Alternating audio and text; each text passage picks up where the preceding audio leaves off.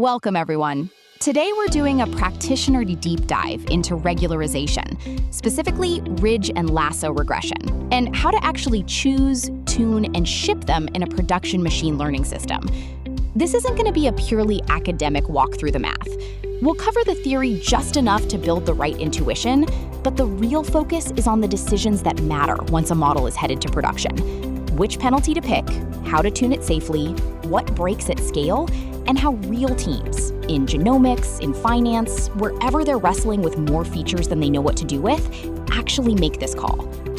By the end of this session, you should walk away with a clear mental model for the difference between these two techniques, code you could reasonably adapt for your own pipeline, and a short list of heuristics for shipping a regularized model with confidence.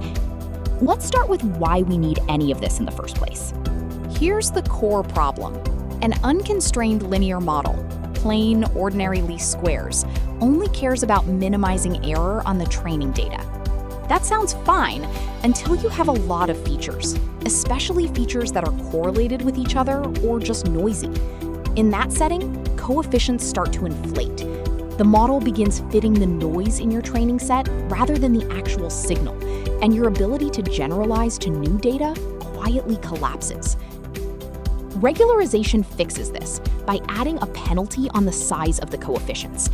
In exchange for a small, deliberate amount of bias, you get a large reduction in variance.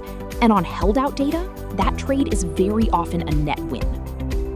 The classic danger zone is what statisticians call P much greater than N, many more features than samples. You see this constantly in the real world. Genomics problems with thousands of gene expression features and only a few dozen samples. Credit risk models pulling in hundreds of correlated bureau features. Ad ranking systems with sparse, high cardinality categorical data. In every one of these, an unregularized model is basically guaranteed to overfit. And it's not just a one-time modeling problem. It compounds in production. Feature stores grow over time. Pipelines retrain automatically on shifting data. A model that looked clean when it was first shipped can develop unstable, even exploding coefficients months later, simply because there's no penalty term holding it in check. This is exactly the failure mode ridge and lasso were built to solve, just in two different ways, which brings us to the core concept. This next idea is the single mental model that explains almost every practical difference you'll see between ridge and lasso for the rest of this talk, so it's worth sitting with. Both methods start from the same place, ordinary least squares, plus a penalty on how large the coefficients are allowed to get. Where they differ is the shape of that penalty. Ridge penalizes the sum of squared coefficients. That's an L2 penalty. And geometrically, in 2 dimensions, it constrains your solution to lie inside a circle. Lasso penalizes the sum of absolute values, an L1 penalty, which constrains the solution to lie inside a diamond. Now think about what the loss function looks like around that constraint. The unconstrained least square solution has elliptical contours of equal error radiating outward from the true optimum. The actual constrained solution is wherever those elliptical contours first touch the boundary of the constraint region. A circle has no corners, so that first point of contact is almost always somewhere on the smooth part of the boundary, which means every coefficient shrinks a little, but essentially none of them get forced all the way to exactly 0. That's ridge on the left. A diamond, on the other hand, has sharp corners, and those corners sit exactly on the coordinate axes. Because of that geometry, the elliptical contours are disproportionately likely to first touch the constraint region right at one of those corners, and a corner on an axis is precisely a point where one or more coefficients are exactly 0.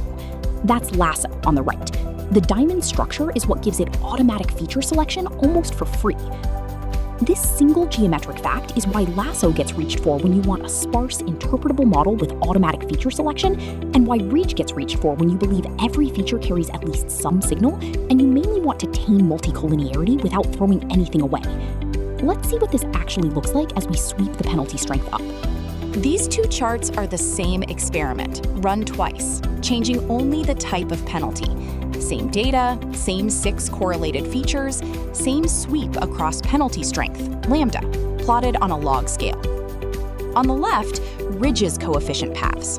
Notice they curve smoothly towards 0 as lambda increases, but they never actually reach it.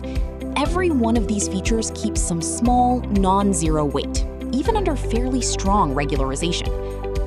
On the right, the lasso paths look visibly different. They're kinked. Each coefficient hits exactly 0 at some specific value of lambda and then just stays there for the rest of the sweep. That's feature selection happening as a natural byproduct of the fitting process itself, not a separate step you bolt on afterward. One subtle but useful detail, the order in which Lasso eliminates features as lambda increases is itself informative. It reflects each feature's marginal contribution once whatever correlated signal it shares with other features has already been absorbed elsewhere in the model. Here's a practical tip that's easy to skip but genuinely useful. Plot this path once during model development rather than only tuning lambda by grid search against a single validation metric. If you see coefficients swap sign or jump discontinuously as lambda changes slightly, that's an early warning sign of severe multicollinearity that a plain validation error curve would never surface on its own. Now let's see what this looks like as actual production code. Here's the same pair of models, but in code you could realistically ship, not a toy notebook example. A couple of things are worth calling out. First, notice the scaler lives inside the pipeline, not as a separate pre-processing step run once beforehand. That's non-negotiable here, because both penalties operate on raw coefficient magnitude. A feature measured in the thousands will get penalized far less per unit of predictive power than a feature measured in fractions, unless everything is standardized first. Keeping the scaler inside the pipeline also guarantees its statistics are computed only from the training folds, which avoids a subtle but very real form of data leakage. Second, we're using repeated k-fold instead of a single k-fold split. Lambda selected from just one random split can be noisy. Repeating the split several times and averaging gives a materially more stable choice. That stability matters because an unstable lambda selection process can literally retrain into a visibly different production model every time the job runs. Third, notice selection equals random on the Lasso CV call. Coordinate descent, the optimization algorithm underneath Lasso, tends to converge faster and more reliably on wide, correlated feature sets when coefficients are updated in random order rather than a fixed cyclic order. And last, don't skip that logging line at the bottom. Capturing how many features Lasso actually kept and at what alpha is cheap instrumentation, but it becomes essential debugging context months later when someone on your team asks why a particular feature quietly disappeared from the model. In fact, a fairly common on-call incident looks exactly like this. A retraining job silently selects a very different alpha after some upstream data shift. If you're already logging alpha and the selected feature count on every run, that mystery becomes a 2-minute diff instead of a multi-hour investigation. So, with both models fit, how do you actually decide which one to ship? This is the decision matrix teams actually use. Let's walk down it row by row. Feature selection is usually the headline difference and often the deciding factor on its own. Ridge doesn't do it. Every coefficient shrinks but stays non-zero. Lasso does it automatically, driving weak coefficients to exactly 0. On correlated features, Ridge's L2 penalty is rotationally invariant in a way that spreads weight evenly across a correlated group. Lasso, because of that corner solution geometry we just talked about, will arbitrarily favor one feature in a correlated cluster and zero out the rest. And which one it picks can actually flip across different resamples or retrains. That's worth remembering. On solution stability, Ridge's objective is strictly convex, so its minimizer is always unique. Lasso's objective is convex, but not strictly so when your design matrix is rank deficient, meaning multiple equally optimal sparse solutions can exist side by side. On optimization cost, Ridge has a closed-form solution, essentially one matrix solve. Lasso needs an iterative solver, like coordinate descent or LARS, which matters if you're working with very large feature counts or tight latency budgets on your retraining jobs.